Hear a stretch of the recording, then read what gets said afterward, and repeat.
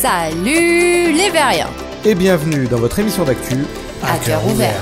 Et cette semaine n'est pas à piquer des hannetons, puisqu'au-delà de la sortie et d'infos pour pas mal de nouveaux jeux, on a surtout eu une série d'annonces hardware, avec notamment un combat de coq entre HTC et Facebook qu'on vous réserve en seconde moitié de la vidéo. Allez, sans plus attendre, c'est parti! On commencera par l'arrivée en alpha de Tinker Pilot. Ce titre est une simulation de vol en préparation depuis quelques années et qui est maintenant disponible pour tous, enfin presque, puisqu'il faudra soutenir son développeur via Patreon. L'objectif principal de cette simulation, au-delà du fait de voler, c'est de permettre aux joueurs de construire leur propre cockpit et de pouvoir le modifier intégralement à leur guise. L'idée est aussi que le rendu soit à l'échelle 1-1. Les éléments tels que des hotasses ou un joystick seront donc positionnés ensuite par rapport à votre espace de jeu réel. Une simulation que Nyx se fera sans doute un vrai plaisir de tester, une bonne excuse pour utiliser son système tout en un que vous avez pu apercevoir sur Star Wars Squadrons. On vous laisse bien évidemment les liens pour tester tout ça dans la description de la vidéo. En parlant de tests, certains vont être contents. Après une période de rodage suite au lancement du site, j'ai pu recommencer à en faire un. Et c'est donc Eye of the Temple sorti ce jeudi qui est à l'honneur. Bien évidemment, j'ai accompagné le test écrit d'une petite vidéo de présentation. Ce jeu qui ne paye pas de mine m'avait séduit lors du premier essai avec sa démo. Celle-ci est toujours disponible si vous voulez vous faire un avis vous-même. Comme le titre propose 10% de réduction pour sa première semaine de sortie sur Steam, c'est vraiment le moment d'aller y jeter un œil. Pour sa sortie également, Airroad VR propose aussi une promotion et de 40% en prime, ce qui fait passer le jeu à 10 € à peine. Si vous êtes abonné à la chaîne et avez activé la cloche pour voir l'émission dès qu'elle est dispo, vous avez peut-être une chance d'en profiter puisque l'offre se termine ce soir à 18 h. Airroad VR propose de tuer du zombie à moto dans un monde apocalyptique. Son gameplay rappellera fortement des jeux à l'ancienne comme Road Rash et le titre est plutôt bien noté sur Steam. Mais attention, ne vous faites pas d'illusions, si comme moi vous faites partie de la team fragile, au vu de la vitesse de défilement, vous pouvez passer votre chemin. On avait d'ailleurs clairement passé notre chemin pour les Magic Leap One, qui était devenu la référence AR du trailer bullshit. La firme avec des résultats très décevants en termes de vente avait d'ailleurs failli couler, mais une levée de fonds de 500 millions de dollars a encore été effectuée et les voilà repartis dans l'aventure. Les Magic Leap 2 ont donc pointé le bout de leur nez. On recommence donc la même chose mais en mieux, plus fin, avec un design un peu moins ridicule et un champ de vision qui a doublé sur la hauteur. L'entreprise vise maintenant davantage le marché professionnel et espère pouvoir fournir un casque AR qui sera possible de porter toute la journée. C'est en tout cas ce que semblent réclamer les entreprises pour ce type de matériel. On espère, sans vraiment trop y croire, que cette fois, les 500 millions rapporteront des bénéfices. Avec 500 millions de coups de poing donnés depuis sa sortie, Creed Rise to Glory semble avoir permis à l'équipe de développement Survios de faire des bénéfices. Cette dernière est très fière d'annoncer que son jeu de boxe a été écoulé à plus d'1 million d'exemplaires. C'est relativement peu dans le monde du jeu vidéo, mais c'est un gap, que dis-je, une péninsule en ce qui concerne les jeux VR. Et c'est surtout tout à fait mérité pour ce titre basé sur la franchise Rocky. Le jeu est tout simplement excellent et vous trouverez un test complet sur la chaîne si vous voulez avoir davantage d'infos sur le titre. Nyx en était également servi pour tester le World Scale avec le Quest et on a bien rigolé à le voir transpirer à l'échelle d'un ring.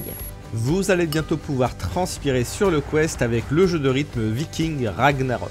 Il était déjà disponible via la PLAB, mais cette fois ça y est, il a été validé par Facebook et a le droit d'atterrir sur le store officiel la semaine prochaine. Pour rappel, le jeu est développé par le studio français Wanadev à Lyon.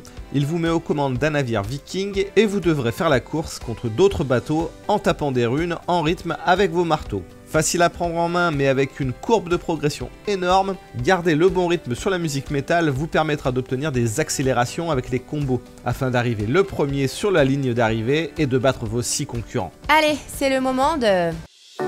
l'instant des contracts. En général, on dit que les gens se battent pour savoir qui a la plus grosse. Et bien pour changer, Andrew Bosworth et Alvin Wang Graylin se battent pour savoir qui a la plus petite paire de billets de VR. HTC a teasé un nouveau produit pendant plusieurs semaines et Bosworth s'est empressé de tweeter qu'il avait dans leur zone de RA quelque chose de similaire en termes de petite taille en gestation.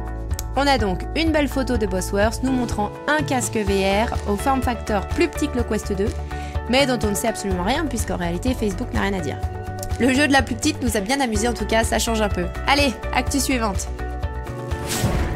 Et du coup, après un leak qui a fuité une bonne partie des données, HTC a officialisé les infos. Et c'est un peu la douche froide nous concernant, on se demande qui est la cible d'un tel produit en vrai. Pour 549 €, vous aurez donc un casque de petite taille alimenté par votre smartphone, qui servira également de périphérique de contrôle puisque le tracking des mains n'est pas prêt pour le lancement.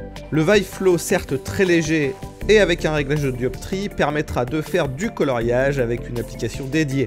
Et il sera surtout principalement utilisé pour regarder des vidéos depuis votre smartphone. La qualité d'image sera à peu près équivalente à celle du Quest puisqu'il propose 1600 pixels par œil à 75 Hz sur un fauve d'environ 100 degrés.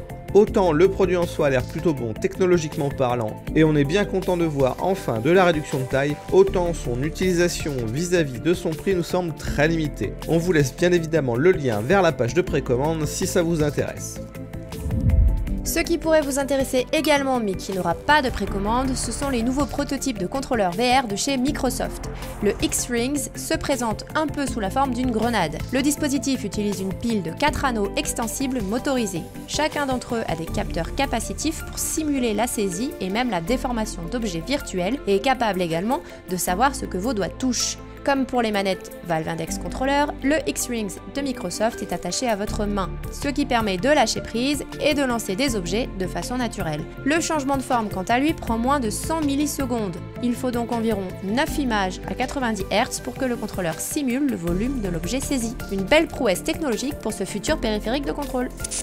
Côté prouesse technologique, c'est la firme finlandaise Varjo qui a déclaré sur son site web « Rejoignez-nous pour un événement direct le jeudi 21 octobre » et c'est celui que vous attendiez. On ne sait pas si c'est un casque VR ou AR qui sera présenté, mais on sait que ça va encore être technologiquement de la folie. On rappelle que Varjo propose actuellement 2 produits destinés aux entreprises, le casque VR3 à 3 990 $ et le casque XR3 à 6 990 $. Les 2 casques étant dotés d'eye tracking et surtout de l'affichage bionique de la société, composé de 2 écrans avec une densité de pixels suffisamment élevée pour que l'œil soit berné par l'image. On a donc hâte de découvrir le futur et on vous laisse le lien vers le site si vous souhaitez ne pas rater l'événement.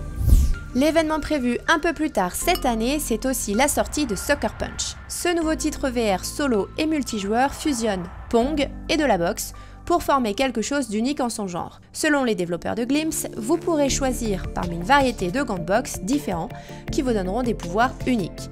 Vous pouvez également mélanger les gants pour obtenir différents styles de jeu et différentes tactiques stratégiques. Vous et votre adversaire serez tous les deux les gardiens de but de votre partie du terrain et il faudra donc empêcher l'adversaire de marquer en lui renvoyant des cubes lorsqu'il vole vers vous. Le titre est prévu sur Steam le 18 novembre et la date de sortie définitive sur Quest n'est pour le moment pas encore déterminée. C'est par contre définitivement le jeu d'épouvante qui a le vent en poupe en ce moment. Somni est un nouveau venu qui vient de débarquer en Early Access sur Steam.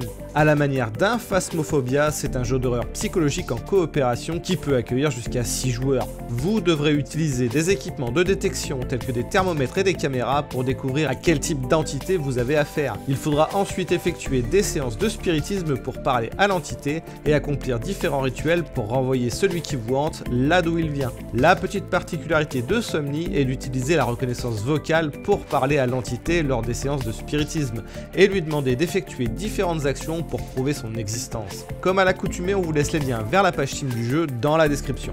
Allez, il est l'heure de la question. Comme chaque semaine, on retient une question dans les commentaires pour l'émission suivante et cette semaine c'est KozuMV qui demande à quand une émission VR sur YouTube. Et ben quand la cagnotte du laveur de carreaux sera financée, hein. Bon, on aura à ce moment-là une belle caméra VR pour vous faire ça du coup. Non, plus sérieusement, ça fait des années qu'on y pense, on estime que le public est encore trop restreint pour le moment et que le contenu ne s'y prête pas forcément. Mais quand on aura reçu les Tundra Trackers, on va pouvoir commencer à travailler sur quelques vidéos dédiées en VR. Et du coup, disons courant de l'année prochaine, vous aurez peut-être des vidéos en VR de notre part. Et voilà, c'est fini pour cette semaine plutôt riche en périphérique VR et on vous dit à la semaine prochaine en espérant qu'elle soit encore meilleure. Ciao ciao.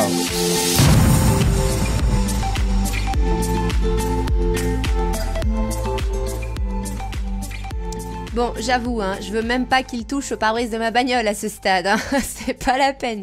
Mais bon, la cagnotte, c'est pour une bonne cause, c'est pour sauver la veuve et l'orphelin du monde réel et les plonger dans un monde merveilleux de la VR. Allez, rejoignez-nous, bisous!